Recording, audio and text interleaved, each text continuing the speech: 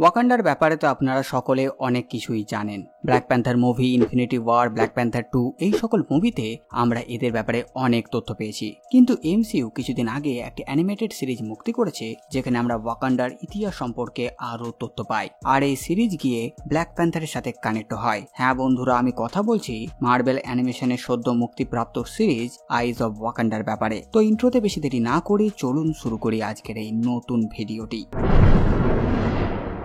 এই সিরিজের প্রথম এপিসোডের নাম হচ্ছে ইনটু দ্য লায়ন স্ট্যান্ড, আর এই এপিসোডের শুরুতে দেখা যায় সময়কাল 1260 খ্রিস্টপূর্ব, স্থান ক্রিট আইল্যান্ড। এই আইল্যান্ডটি ইউরোপের গ্রিসে অবস্থিত, আর বর্তমান পৃথিবীতে এই ক্রিট খুব ফেমাস জায়গা, যার কারণ গ্রিক মাইথোলজির মতে দেবতা জিউসের জন্ম এই ক্রিট দ্বীপেই হয়েছিল। এই এপিসোডের শুরুতে দেখা যায় এই দ্বীপের সমুদ্র পাড়ে সৈন্য ঘুরে বেড়াচ্ছে, আর তখন হঠাৎই তাদের মধ্যে দুইজন সৈন্য লক্ষ্য করে তাদের দ্বীপের দিকে অনেক জাহাজ এগিয়ে আসছে। এই সব জাহাজের সামনের অংশে একটি বিশাল সিংহের মুখের মূর্তি বসানো, আর জাহাজে থাকা প্রতিটি মানুষের মুখেও সিংহের মুখোশ, আর তারা সেই পোশাক পরে আছে যেটা থেকে বোঝাই যায় যে এটা ওয়াকান্ডার। এখানে জানা যায় এরা হচ্ছে দ্য লায়নের লোকজন। তারা এই দ্বীপের সাধারণ মানুষদের উপর আক্রমণ শুরু করে, অনেক মানুষকে তারা আহত করে ফেলে। এরপর সৈন্যরা এক এক করে স্থলে নেমে দ্বীপের মানুষদের ধরার চেষ্টা করে, কিন্তু এই পরিস্থিতিতে সেই দ্বীপের একজন তাদের সাথে মোকাবিলা করে, আর তখনই লায়ন নিজের সামনে আসে আর সেই সাহসী লোকটিকে হারিয়ে দেয়। এই যে লায়ন, সে আসলে ওয়াকান্ডা থেকে এসেছে, কারণ তার গায়ে যে শুধু ওয়াকান্ডিয়ানদের মতন পোশাকই আছে এমন না, সাথে সে এখানে ওয়াকান্ডার অ্যাডভান্স ওয়েপেনও ব্যবহার করছে। এরপর লায়নের সেনারা এই দ্বীপের মানুষদের বন্দী বানিয়ে নিজেদের জাহাজে তোলে এবং সরাসরি তাদের নিজের ঘাঁটিতে নিয়ে যাওয়ার জন্য রওনা দেয়। সেখানে পৌঁছে লায়নের সৈন্যরা দ্বীপের মানুষগুলোর মধ্যে পুরুষ আর মহিলাদের আলাদা করে। এখানে পুরুষদের শরীরে গরম লোহা দিয়ে এক ধরনের চিহ্ন বানানো হয় যেটা আসলে লায়নের দাস হওয়ার চিহ্ন, আর মহিলাদের দেওয়া হয় গান নাচের প্রশিক্ষণ যাতে তারা এর মাধ্যমে লায়নকে খুশি করতে পারে। এই বন্দী হওয়া মানুষদের মধ্যে এক কালো মহিলাও ছিল যার নাম ননি, আর যখন লায়নের সৈন্যরা এই ননির সঙ্গে খারাপ ব্যবহার করতে যায় তখন ননি তাদের সবাইকে মারতে শুরু করে। আসলে এই ননি সাধারণ কেউ নয়। এরপর ননি নিজের পরিচয় প্রকাশ করে, আর জানা যায় এই ননি আসলে একজন ওয়াকান্ডিয়ান, আর সেখানে লায়নের জাহাজে বিশেষ একটা উদ্দেশ্যে এসেছে। এরপর ফ্ল্যাশব্যাকে দেখানো হয় 6 সপ্তাহ আগের কাহিনী ওয়াকান্ডা। এই ননি আসলে ওয়াকান্ডার প্রাক্তন ডোরা মিলাজের সদস্য, আর আপনারা যারা ব্ল্যাক প্যান্থার মুভি দেখেছেন তারা তো এই ডোরা মিলাজে কি সেই সম্পর্কে অবশ্যই জানেন। তো এই ডোরা মিলাজের মধ্যে ননিও একজন, কিন্তু যেহেতু ননি সব সময় তাদের আদেশ অমান্য করত, তাই কিছুদিন আগে তাকে ডোরা মিলাজে থেকে বের করে দেওয়া হয়, আর কিছু সময় পর তাকে ডোরা মিলাজের লিডার আকিয়া ডেকে পাঠায়। ননি এসে তাকে জিজ্ঞেস করে এবার কেন তাকে আবার ডেকে পাঠানো হলো। তখন আকিয়া ননিকে তার লায়নের ব্যাপারে জানায় যে ওর আসল নাম নকাতি, আর সে একজন ওয়াকান্ডিয়ান, আর সে আগে ওয়াকান্ডার রয়্যাল গার্ডের ক্যাপ্টেনও ছিল। সাথে সে একজন অসাধারণ যোদ্ধা। সে এত পাওয়ারফুল যে যদি ব্ল্যাক প্যান্থারকে সাইডে রাখা হয় তাহলে পুরো ওয়াকান্ডা মিলেও তাকে হারাতে পারবে না। আর যেহেতু সে এখানকার আর এত পাওয়ারফুল ছিল, তাই এখানে তার খুব সম্মানও ছিল, আর সবাই তাকে এই সম্মানের সাথে দ্য লায়ন বলে ডাকতো। কিন্তু ননি অবাক, এত ফেমাস যদি কেউ হয় বা ছিল তাহলে তার ব্যাপারে সে আগে কেন কিছু শোনেনি। তখন সে জানতে পারে ওয়াকান্ডার মধ্যে অনেক সিক্রেট আছে, আর এই দ্য লায়ন এক সময় গিয়ে ওয়াকান্ডার সাথে বিশ্বাসঘাতকতা করেছিল, আর তারপর সে ওয়াকান্ডা ছেড়ে পালিয়ে যায়, আর সাথে সে নিয়ে যায় নিজের সৈন্যদের। শুধু তাই না, সে চুরি করেছে ওয়াকান্ডার অনেক শক্তিশালী অস্ত্র আর ভয়ঙ্কর জিনিস যেগুলো ব্যবহার করে বাইরের দুনিয়ার ভীষণ ক্ষতি করা সম্ভব। এইগুলো দিয়ে সে আরো শক্তিশালী অস্ত্র বানাতে পারবে, আর তাই লায়ন এখন ওয়াকান্ডার সবচেয়ে বড় হুমকি। আর তাকে থামাতে ওয়াকান্ডা থেকে অনেক সৈন্যদের পাঠানো হয়েছিল, কিন্তু কেউই ফিরে আসেনি। ফিরে না আসার আর এক কারণ হচ্ছে যে সেই সকল সৈন্যদের লায়ন ট্রেনিং দিয়েছিল, আর একজন শিষ্য গুরুকে হারাতে কোনো মতেই পারবে না। তাই আকিয়া চায় ননি লায়নের ঘাঁটিতে যাক আর তাকে শেষ করুক, আর সঙ্গে ওয়াকান্ডা থেকে চুরি হয়ে যাওয়া জিনিসগুলোকে ফিরিয়ে আনুক। আর ননি যদি তার কাজে সফল হয় তাহলে তাকে আবার ডোরা মিলাজেতে ফিরিয়ে আনা হবে। এরপর বর্তমান সময়ে দেখা যায় ননি একা করে লায়নের সৈন্যদের উপর আক্রমণ করছে, আর সবাইকে হারিয়ে সে সোজা চলে যায় লায়নের কাছে। কিন্তু তার সেখানে আসার আগেই লায়ন জিনিসটা বুঝে যায় যে ননি তার সৈন্যদের হারাচ্ছে, আর ওয়াকান্ডা থেকে সে এসেছে তাকে মারতে। তাই ননি সেখানে পৌঁছানোর আগেই লায়ন রেডি হয়ে যায় নিজের অ্যাডভান্স ওয়েপেন নিয়ে। ননিকে সামনে থেকে লায়ন হাসে আর বলে বাকিরা কেউ এত দূর আসতে পারেনি, কিন্তু তুমি পেরেছো। ননি তাকে জিজ্ঞেস করে যে সেটা কেন করছে, কারণ একসময় সে ওয়াকান্ডার রয়্যাল গার্ডের ক্যাপ্টেন ছিল, পুরো ওয়াকান্ডা তাকে সম্মান করতো, তাহলে এখন এই বিশ্বাসঘাতকতা কেন? তখন ননি জানতে পারে দ্য লায়ন ওয়াকান্ডা রয়্যাল গার্ডের ক্যাপ্টেনের সাথে ওয়াকান্ডার সবচেয়ে বড় এজেন্টদের একজনও ছিল, আর তার মতোই অনেক স্পাই বা এজেন্ট ছিল ওয়াকান্ডায়, আর তাদের বলা হতো হাতুদ সিরাজে। কিন্তু এখন এই নাম পাল্টে গেছে, আর এখন তাদের ডাকা হয় ওয়ার ডগস নামে। আর এই লাইন ছিল সেই নেটওয়ার্কেরই অংশ, আর তাকেও একবার ওয়াকান্ডা থেকে বাইরে মিশনে পাঠানো হয়েছিল। আর তখন সে বুঝতে পারে যে সে বেঁচে ফিরুক বা না ফিরুক তাতে ওয়াকান্ডার কিছুই এসে যায় না। আর তখনই সে ঠিক করে সে ওয়াকান্ডার দেখানো পথ বেছে নেবে না। আর এরপর সে কিছু সাথীদের নিয়ে ওয়াকান্ডা ছেড়ে দেয়, আর ঠিক করে সে এমন এক পৃথিবী বানাবে যেটা তার ইশারাতে চলবে, আর সেখানে সবাই হবে মুক্ত। কিন্তু ননি বুঝতে পেরে যায় যে সে যাই বলুক না কেন তার কাছে কেউ স্বাধীন নেই, সবাইকে সে নিজের দাস বানিয়ে রেখেছে, আর সে তাদের উপর রাজত্ব করছে। এখানে ননি লাইনকে বলে সে এখানে এসেছে নিজের মিশন কমপ্লিট করতে, আর তার মিশন কমপ্লিট হলে সে আবার ওয়াকান্ডায় ফিরতে পারবে। আর তাই ননি চায় লায়নকে জীবিত অবস্থায় তার সাথে নিয়ে যেতে, আর যদি এমন না হয় তাহলে দরকার পড়লে সে লায়নের লাশও নিয়ে যাবে। এটা বলার সঙ্গে সঙ্গে ননি আর লায়নের মধ্যে লড়াই শুরু হয়ে যায়। লায়ন অনেক শক্তিশালী, তাই সে জিতে যাচ্ছিল, কিন্তু শেষ পর্যন্ত সে ননির কাছে হেরে যায়। এই লড়াইয়ে ননি নিজের একটা চোখও হারিয়ে ফেলে। তাকে হারিয়ে ননি ঠিক করে যে এবার তাকে ওয়াকান্ডায় নিয়ে যাবে, কিন্তু লায়নে ছিল অন্য প্ল্যান। সে বন্দী হতে চাইছিল না, তাই সে চারিদিকে বিস্ফোরণ করতে শুরু করে। ননি বুঝতে পেরে তাড়াতাড়ি জলে ঝাঁপিয়ে পড়ে, আর এই বিস্ফোরণে লায়ন মারা যায়। এরপর ননি খালি হাতে ফিরে আসে ওয়াকান্ডায়, আর আকিয়ার সঙ্গে দেখা করে। আকিয়া তাকে তার কাজের জন্য প্রশংসা করে, কিন্তু ননি বলে যে সে মিশন কমপ্লিট করতে পারেনি। তার কাজ ছিল লায়নকে আটকানো আর ওয়াকান্ডা চুরি হয়ে যাওয়া জিনিস ফিরিয়ে আনা, আর সে সেটা কিন্তু করতে পারেনি। তখন আকিয়া তাকে বোঝায় যে তাকে বন্দি করতে পারোনি, ওয়াকান্ডা চুরি হওয়া সম্পদ ফেরাতে পারোনি, কিন্তু তুমি ওয়াকান্ডার এত বড় হুমকিকে শেষ করে দিয়েছ, আর এটাই যথেষ্ট।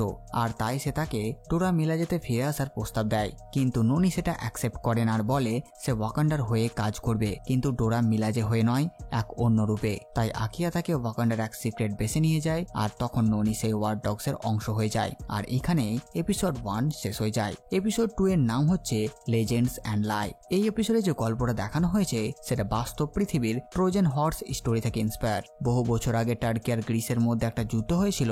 তখন গ্রিসকে গ্রিস বলা হতো, কিন্তু টার্কিকে বলা হতো ট্রয়।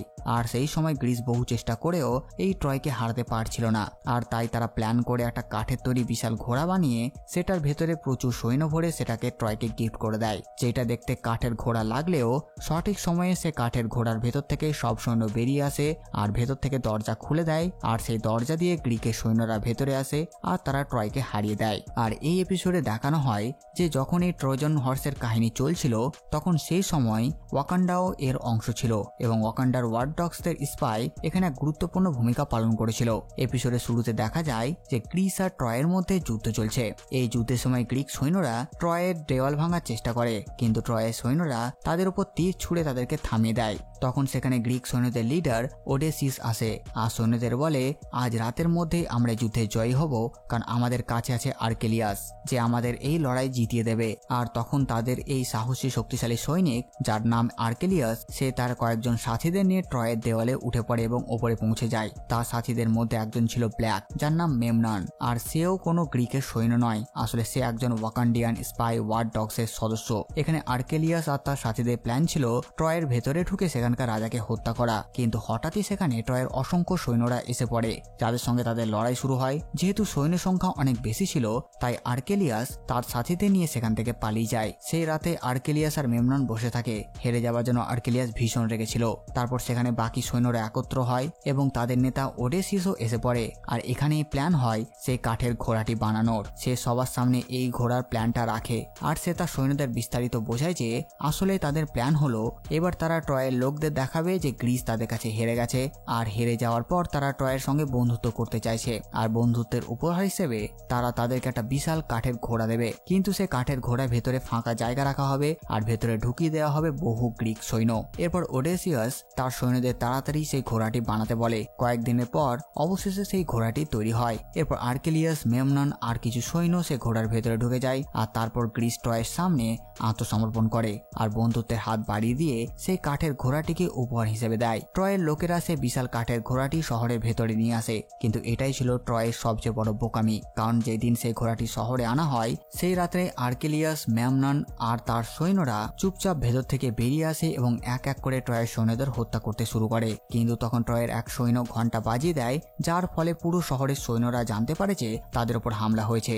এরপর সবাই জড়ো হয়ে আর্কেলিয়াস আর তার দলকে ঘিরে আক্রমণ চালায়। তবে এরই মধ্যে ম্যামনন সরে যায়, কারণ তার আলাদা একটা মিশন ছিল। সে দৌড়ে গিয়ে সরাসরি ট্রয়ের রানীকে ধরে ফেলে। আর তখনই আমরা জানতে পারি আসলে ম্যামননের আসল উদ্দেশ্য হলো রানীর অলংকার নেওয়া। কারণ এই যে রানীর গয়নাটি, এটা যেটা দিয়ে তৈরি হয়েছে তার সঙ্গে কানেকশন আছে ওয়াকান্ডার। মানে হতে পারে এই গয়নাটি ভাইব্রেনিয়াম দিয়ে তৈরি। সে রানীর কাছ থেকে গয়না ছিনিয়ে নেয় আর বলে রানীর সঙ্গে তার কোনো শত্রুতা নেই, তাই চাইলে রানী এখান থেকে পালাতে পারে। যা শুনে রানী সেখান থেকে চলে যাচ্ছিল, কিন্তু তখনই সেখানে আর্কেলিয়াস এসে পড়ে। আর সে দেখতে পায় ম্যামনন ট্রয়ের রানীকে পালাতে সাহায্য করছে আর তার হাতে রানীর গয়না।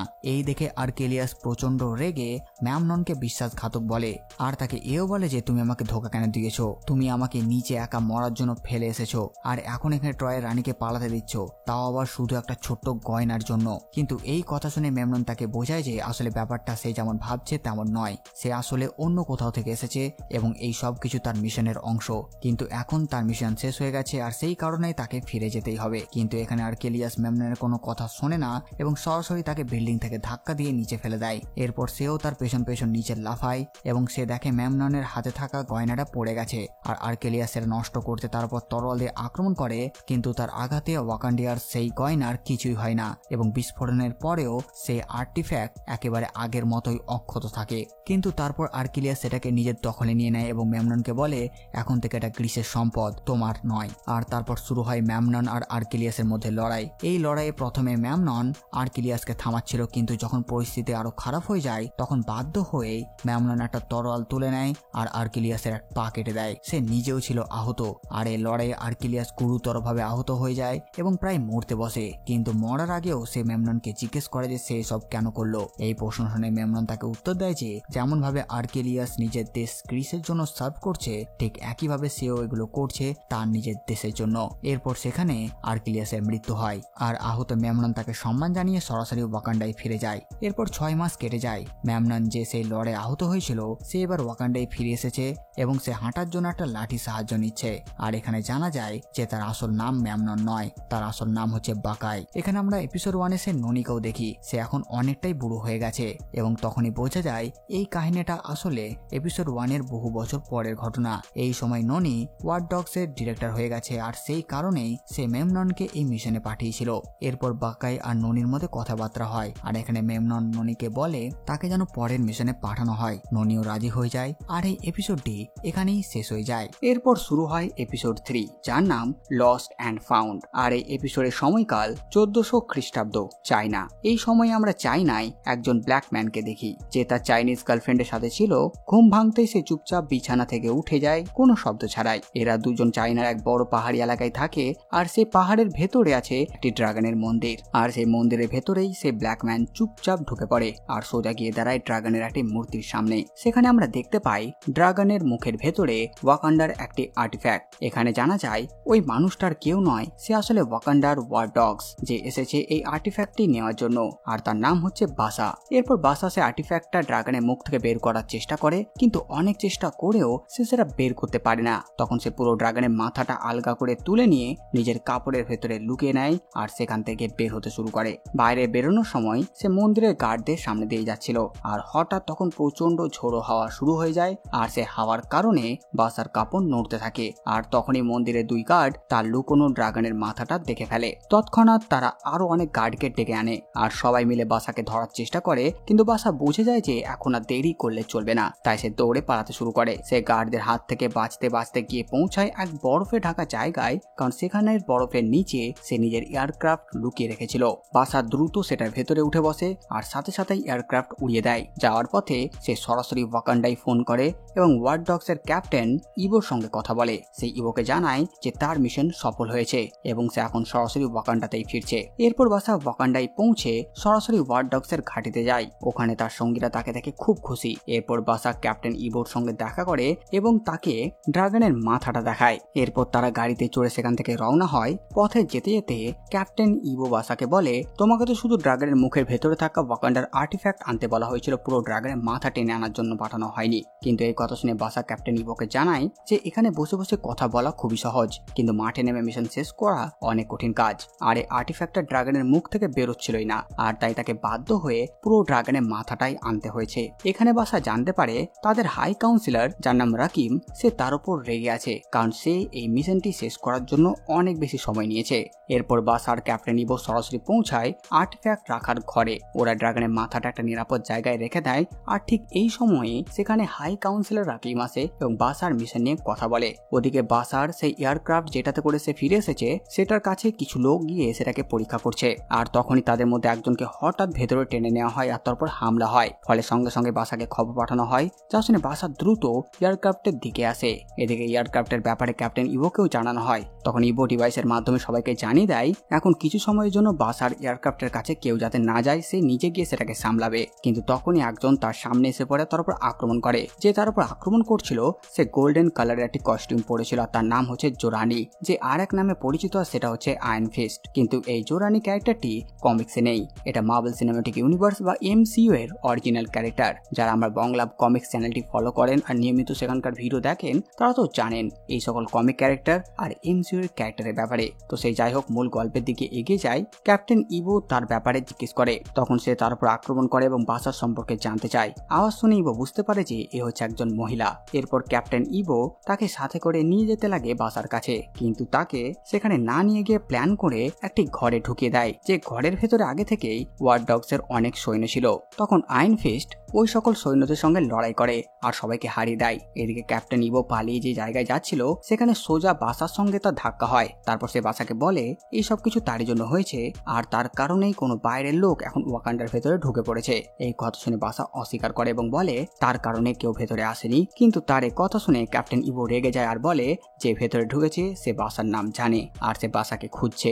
এদিকে অন্যদিকে কিছু সৈনিক হাই কাউন্সিলের কাছে আসে আর তারা কাউন্সিলকে এই অনুপ্রবেশকারীর ব্যাপারে জানায়। এদিকে বাসা বুঝে যায় যে হাই কাউন্সিলর ওর উপর রেগে আছে, তাই বাসা ঠিক করে সে ক্যাপ্টেন ইভোর সাথে মিলে সেই অনুপ্রবেশকারীকে খুঁজে বের করবে এবং তাকে সামলাবে। এখানে বাসা ক্যাপ্টেন ইভোকে বলে যে অনুপ্রবেশকারী তার পিছু নিয়ে এসেছে, সে নিশ্চয়ই চীনের লোক আর সে এখানে এসেছে ড্রাগনের মাথাটি নেওয়ার জন্য। আর যদি সে ড্রাগনের মাথা পেয়ে যায় তবে ভেতরে থাকা ওয়াকান্ডার আর্টিফ্যাক্টটি নিয়ে নেবে। আর এদিকে ক্যাপ্টেন ইভোর এই পুরো ঘাটির খুঁটিনাটি জানা ছিল, এমনকি সে সব গোপন টানেলগুলোর ব্যাপারেও জানতো যেগুলো দিয়ে ঘাটির লোকেশনে যাওয়া যায়। তাই বাসা ক্যাপ্টেন ইভোকে বলে যে এখন আমরা দুইজন মিলে হাই কাউন্সিলের আগেই অনুপ্রবেশকারীকে খুঁজে বের করব। আর তাই তারা দুইজন রওনা হয় সেই মেয়েটিকে খোঁজার জন্য এবং কিছুক্ষণ পর বাসা তাকে খুঁজে বের করে। তাদের মধ্যে হাতাহাতি শুরু হয় এবং এই লড়াইয়ে বাসা সে মেয়েটির মুখোশও খুলে ফেলে। মাস্ক খোলার পর সে দেখে যে ওই মেয়েটি আর কেউ নয় বরং তারই প্রেমিকা জোরানি, আর একে আমরা এপিসোডের শুরুতে দেখেছিলাম। তাকে এখানে দেখে বাসা অবাক হয়ে যায়। এরপর ফ্ল্যাশব্যাকে দেখানো হয় কিভাবে চীনে বাসা জোরানি একে অপরের কাছাকাছি এসেছিল। আসলে যখন বাসাকে চীনে পাঠানো হয়েছিল তার মিশনের জন্য তখন পাহাড়ি এলাকায় প্রচন্ড ঠান্ডার কারণে সে জ্ঞান হারিয়ে ফেলে। ভাগ্যক্রমে তখনই তার সঙ্গে দেখা হয় জোরানির। জোরানি তাকে তুলে নিজের ঘরে নিয়ে যায়, যত্ন করে আর ধীরে ধীরে বাসা সুস্থ হয়ে ওঠে। তারপর থেকে বাসা জোরানির সঙ্গে থাকতে শুরু করে। জোরানি তাকে নিজের ভাষা শেখায়, নিজের জীবনযাত্রার নিয়ম শেখায়, এমনকি পাহাড়ের ওপর অবস্থিত ড্রাগন টেম্পলেও নিয়ে যায়। সেখানে বাসা লক্ষ্য করে যে তাকে যে ওয়াকান্ডিয়ান আর্টিফ্যাক্টটি আনার জন্য পাঠানো হয়েছে সে আর্টিফ্যাক্টটি ড্রাগনের মুখের ভেতরে আছে। এরপর বাসা আরো সময় কাটানোর জন্য জোরানির সঙ্গে প্রেমের অভিনয় করতে শুরু করে আর সুযোগ পেতেই সে আর্টিফ্যাক্টটি নিয়ে পালিয়ে যায়। কিন্তু আসলে যেদিন বাসা জোরানিকে ঘুমন্ত অবস্থায় ফেলে রেখে পালিয়ে গেছিল সেদিন জোরানি ঘুমোচ্ছিল না। বাসা বেরোতেই জোরানি মাস্ক পরে গোপনে তার পিছু নেয় এবং সরাসরি বাসার এয়ারক্রাফটে ঢুকে যায়। এভাবে সে ওয়াকান্ডায় প্রবেশ করে। এরপর বর্তমান সময় দেখানো হয় বাসা জোরানিকে জিজ্ঞেস করে সে আসলে কে আর এসব কেন করছে। তখন জোরানি জানায় যে যেই পাহাড়গুলোতে বাসা তার সঙ্গে থেকেছে সেগুলোর সে হচ্ছে রক্ষক। সেখানকার মানুষ তাকে আয়রন ফিস্ট বলে চেনে। আর যে ড্রাগনের মাথা বাসা ওয়াকান্ডা থেকে নিয়ে এসেছে সেটা কোনো সাধারণ বস্তু নয় বরং সেই ড্রাগনের মূর্তির অংশ, যাকে পাহাড়ের মানুষ দেবতার মতো পুজো করে। তাই জোরানি যেভাবে হোক না কেন সেই ড্রাগনের মাথা ফিরিয়ে নিয়ে যাবেই। আর তাই দুজন আবার একে অপরের সঙ্গে ফাইট করতে শুরু করে। আর লড়াই করতে করতে দুজন গিয়ে সোজা পৌঁছায় সেই ড্রাগনের মাথা রাখা ছিল সেই ঘরে। ঠিক তখন সেখানে হাজির হয় ক্যাপ্টেন ইভো। তাকে দেখে বাসা চিৎকার করে বলে দাঁড়াতে। এই সুযোগে জোরানি ফটাফট ড্রাগনের মাথা নিয়ে নেয় আর তার মুখ থেকে ওয়াকান্ডিয়ান আর্টিফ্যাক্ট বের করে ফেলে। তারপর সেই আর্টিফ্যাক্টটি সে বাসার হাতে তুলে দেয় আর বলে যে আমার দরকার শুধু ড্রাগনের মাথা, ভেতরে ছোট আর্টিফ্যাক্টের প্রতি আমার কোনো আগ্রহ নেই। এই কথা শুনে বাসা একেবারে অবাক হয়ে যায়, কারণ এতক্ষণ পর্যন্ত সে ভেবেছিল জোরানি এসেছে ড্রাগনের মাথা আর সেই আর্টিফ্যাক্ট দুটোই নিতে। কিন্তু বাসা অবাক। কিন্তু ঠিক সেই সময়ই সেখানে হাজির হয় হাই কাউন্সিলর। তাকে ঘরে ঢুকতে দেখে বাসা দ্রুত জোরানিকে লুকিয়ে ফেলে। তারপর কাউন্সিলরকে বলে চিন্তার কিচ্ছু নেই, এখানে কোনো অনুপ্রবেশকারী ঢোকেইনি। আসলে যা হয়েছে সবই ক্যাপ্টেন ইভোর প্ল্যান। তিনি ওয়াচ ডগসদের পরীক্ষা নেওয়ার জন্য হঠাৎই একটা অনুপ্রবেশ ঘটেছে এমন একটা ঘটনা ঘটায় যাতে সৈনিকরা কতটা প্রস্তুত সেটা যাচাই করা যায়। বাসার এই কথা শুনে হাই কাউন্সিলর খুশি হয়ে যায়। সে ক্যাপ্টেন ইভোকে বলে তুমি দারুণ কাজ করেছো, আর তাই এখন সে ঘোষণা করে ইভোকে শুধু ওয়াচ ডগসের ঘাঁটিতে রাখা হবে না, বরং তাকে বাইরের মিশনগুলোতেও পাঠানো হবে। এরপর বাসা আর ইভো একসাথে জোরানিকে গোপন সুড়ঙ্গ দিয়ে বের করে দেয়। জোরানি চুপচাপ ড্রাগনের মাথা নিয়ে সেখান থেকে চলে যায়, আর এখানেই শেষ হয়ে যায় এই 3 নম্বর এপিসোডটি। আর এরপরে শুরু হয় 4 নম্বর এপিসোড, যেটি এই সিরিজের শেষ এপিসোড। এর নাম হচ্ছে দ্য লাস্ট প্যান্থার। সময়কাল 1896 খ্রিস্টাব্দ।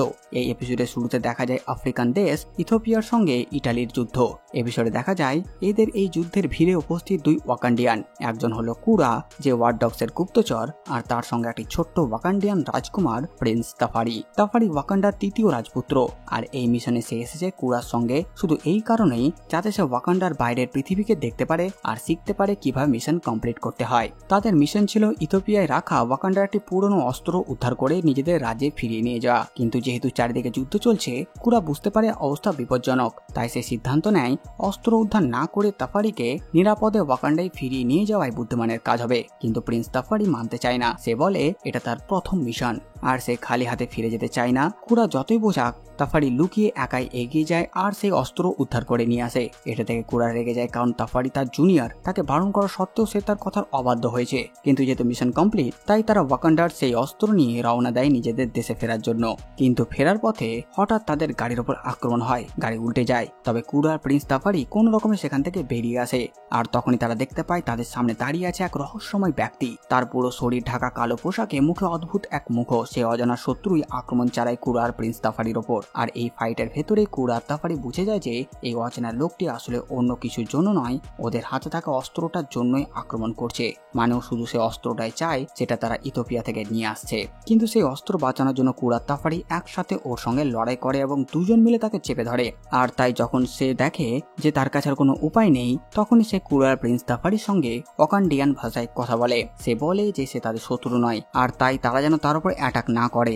এই কথা শুনে ওরা থেমে যায়। তারপর ওরা তাকে ছেড়ে দেয়। তারপর সে দুজনকে বলে সেখানকার কেউ নয়, আসলে সে ভবিষ্যৎ থেকে এসেছে, প্রায় 500 বছর পরের সময় থেকে। আর সেই ভবিষ্যতে সে ওয়াকান্ডার রানী। তার স্বামী মারা যাবার পর থেকেই সেখানকার ব্ল্যাক প্যান্থার সেই। তবে কুরা তাফারি মিলে তার কথা একেবারে বিশ্বাস করে না। তাই সেই লেডি ওদের মাথায় হাত রাখে আর নিজের টেকনোলজি ব্যবহার করে তাদেরকে তাদের সময়ের পৃথিবীটা দেখায়। তারপর কুরা আর প্রিন্স তাফারি নিজেদের চোখের সামনে ভবিষ্যতে সেই দুনিয়া দেখে ফেলে, আর তারা বুঝতে পারে তারা আসলে এই ভবিষ্যতের ওয়াকান্ডাকেই দেখছে। কিন্তু এই ওয়াকান্ডা পুরোপুরি ধ্বংসস্তূপে পরিণত হয়েছে এখন। আর এই সময় ওয়াকান্ডার সৈন্যরা এক ভয়ঙ্কর যুদ্ধে লিপ্ত। সেই যুদ্ধে তারা লড়ছে স্পেস থেকে আসা শত্রুদের বিরুদ্ধে। এভাবেই ভবিষ্যতে ব্ল্যাক প্যান্থার দুজনকে দেখাতে থাকে এবং বোঝায় যে এটা আসলে তাদের সময় থেকে 500 বছর পরের ওয়াকান্ডা। আর তখন এই সময়ে মানে 500 বছর পরে ভবিষ্যতে স্পেস থেকে আসা ভয়ঙ্কর দানবরা পৃথিবীতে আক্রমণ চালাচ্ছে। প্রথমে তারা বাইরের দেশগুলোতে হামলা করেছিল। সেই দেশগুলো নিজেদের আর্মি আর প্রযুক্তি ব্যবহার করে তাদের আটকাবার চেষ্টা করে, কিন্তু অবশেষে তারা দুর্বল হয়ে পড়ে। সেই সময় ওয়াকান্ডা সেই যুদ্ধে অংশ নেয়নি, কারণ শতাব্দীর পর শতাব্দী ধরে ওয়াকান্ডা পৃথিবীর চোখের আড়ালেই থেকেছে এবং নিজেদের আসল শক্তি কখনো প্রকাশই করেনি। আর তাই যখনই আক্রমণ হয় তখন ওয়াকান্ডা গা ঢাকা দিয়ে বসে থাকে এবং বাইরের দুনিয়াকে একাই লড়তে হয়। কিন্তু যখন সেই এলিয়ান দানবরা বাইরের দুনিয়ার সব মানুষকে শেষ করে দেয়, তখন তারা ওয়াকান্ডার দিকে এগিয়ে আসে। আর তখনই বোঝা যায় যে ওয়াকান্ডার শক্তিও তাদের হারানোর জন্য যথেষ্ট নয়। ফলে সেই স্পেস থেকে আসা দানবরা ওয়াকান্ডাকে ধ্বংস করে ফেলে এবং প্রায় সব ওয়াকান্ডিয়ানকেই মেরে ফেলে। যদি কেউ বেঁচে থাকে তারা হচ্ছে এই ব্ল্যাক প্যান্থার মানে রানী আর তার কিছু ডোরা মিলাজের সৈনিক। তখন তারা বুঝতে পারে স্পেসের বিপদকে যদি তাদের হারাতে হয় তাহলে ওয়াকান্ডা আর বাইরের দেশগুলোকে একসাথে মিলে কাজ করতে হবে। কিন্তু এটা বুঝতে তাদের অনেক দেরি হয়ে গেছিল। কিন্তু তবুও তারা হাল ছাড়ে না। এরপর তারা ওয়াকান্ডার প্রযুক্তি ব্যবহার করে আর এইসব ব্যাপার নিয়ে গবেষণা করতে শুরু করে যাতে এই বিপদকে আটকানো যায়। আর অবশেষে তারা বুঝতে পারে যে যদি অতীতেই ওয়াকান্ডা আর বাইরের দুনিয়া একসাথে যুক্ত হয়ে যেত আর নিজেদের শক্তি আর প্রযুক্তি ভাগ করে নিত, তবে পুরো দুনিয়ায় এতটাই শক্তিশালী হয়ে উঠত যে তারা সহজেই এই এলিয়েনদের মোকাবেলা করতে পারত। মানে যদি অতীতেই ওয়াকান্ডার দরজা খুলে দেওয়া হতো পৃথিবীর জন্য, তাহলে আজকের মতে ভয়াবহ পরিস্থিতি তৈরি হতো না। তখন পুরো দুনিয়া ঐক্যবদ্ধ থাকতো। আর যখনই দানবরা পৃথিবীতে আক্রমণ করত তখন সবাই মিলে তাদেরকে হারিয়ে এই যুদ্ধে জিতে যেত। কিন্তু যখন তারা এই বিষয়ে খোঁজাখুঁজি শুরু করে তখন তারা বুঝতে পারে প্রতিটি ছোট মুহূর্ত আসলে কোনো না কোনো বড় ঘটনার সাথে যুক্ত। তাই অতীতে নেওয়া ছোট্ট কোনো পদক্ষেপ ভবিষ্যতে বিশাল পরিবর্তন আনতে পারে এবং ঠিক এই কারণেই তারা অতীতে ফিরে গিয়ে এই সমস্ত বিষয়ে খোঁজ খবর নিতে শুরু করে। তখনই তারা জানতে পারে ওয়াকান্ডার সেই অস্ত্রের কথা, যেটা এখন এদের হাতে আছে। আসলে এই সময় তারা যে অস্ত্র ওয়াকান্ডায় ফিরিয়ে নিয়ে যাচ্ছে, কিন্তু পৃথিবীর মঙ্গলের জন্য তাদের এই অস্ত্র আর ওয়াকান্ডায় ফিরিয়ে নিয়ে যাওয়া যাবে না, বরং তাদেরকে অস্ত্রটা সেই জায়গাতে রেখে আসতে হবে যেখান থেকে তারা এটা তুলেছিল। কারণ যেখান থেকে অস্ত্রটা তোলা হয়েছে সেখানে আবার ফিরে রাখার পর যখন এই যুদ্ধ শেষ হবে, তখন ইতিহাসবিদরা সেটাকে সংগ্রহ করবে এবং এটাকে একটি মিউজিয়ামে সংরক্ষণ করে রাখবে। তারপর সেই মিউজিয়ামে অস্ত্রটা থাকবে বছরের পর বছর ধরে।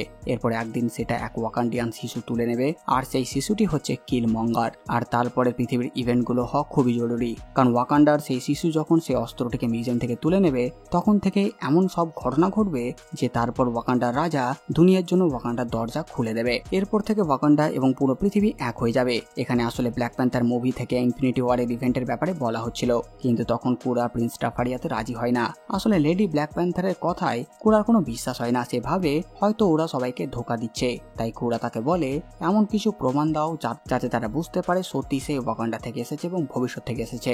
এই কথা শুনে লেডি ব্ল্যাক প্যান্থার দুজনকে জানায় যে আসলে প্রিন্স টাফারির মা অর্থাৎ বর্তমানে যে ওয়াকান্ডার রানী, সে একজন গর্ভবতী এবং ভবিষ্যতে তার একটি কন্যা সন্তান হবে। এবং তার এই কথাতে কুরা বিশ্বাস করে না, তার মনে হয় সে মিথ্যা বলছে। ঠিক তখনই ভবিষ্যৎ থেকে আসা ব্ল্যাক প্যান্থারের সময়সীমা শেষ হয়ে যায়, আর তাদের চোখের সামনে সে হঠাৎ অদৃশ্য হয়ে টেলিপোর্ট হয়ে নিজের সময়ে ফিরে যায়। আর নিজের সময়ে ফিরে তাকে আবার তার সঙ্গীদের সাথে মিলে এলিয়েনদের মুখোমুখি হতে হয়। কিন্তু তার চলে যাওয়ার পর কুরা প্রিন্স টাফারি বিষয়টা নিয়ে আলোচনা করে। সেখানে কুরা বলে সবকিছু মিথ্যা ছিল, কিন্তু প্রিন্স টাফারি বলে যে না, সব সত্যি ছিল, কারণ তার মা সত্যি প্রেগনেন্ট। আর এই খবর এখনো পর্যন্ত কেবল তাদের পরিবারই জানে। এই কথা শোনার পর কুরা আর প্রিন্স টাফারি বুঝতে পারে যে আসলে ভবিষ্যৎ থেকে আসা সত্যিকারই ব্ল্যাক প্যান্থার ছিল সে, তাই তার বলা সব কথাই সত্যি। আর এই কারণে যদি তাদেরও ভবিষ্যতের ওয়াকান্ডাকে আর পৃথিবীকে বাঁচাতে হয়, তবে অবশ্যই এই অস্ত্রটা ঠিক সেই জায়গায় ফিরিয়ে রাখতে হবে। এরপর সেই অস্ত্র ফেরত দিতে তারা গাড়ি নিয়ে আবার ইথিওপিয়ায় ফিরে যায়। সেখানে গিয়ে সৈন্যদের চোখ এড়িয়ে লুকিয়ে তারা সেই জায়গায় পৌঁছায়। কিন্তু সেখানে পৌঁছানোর সঙ্গে সঙ্গে হঠাৎ একটা বিল্ডিং ভেঙে পড়ে। সেটা দেখে কুরা প্রিন্স টাফারিকে ঠেলে দূরে সরিয়ে দেয়,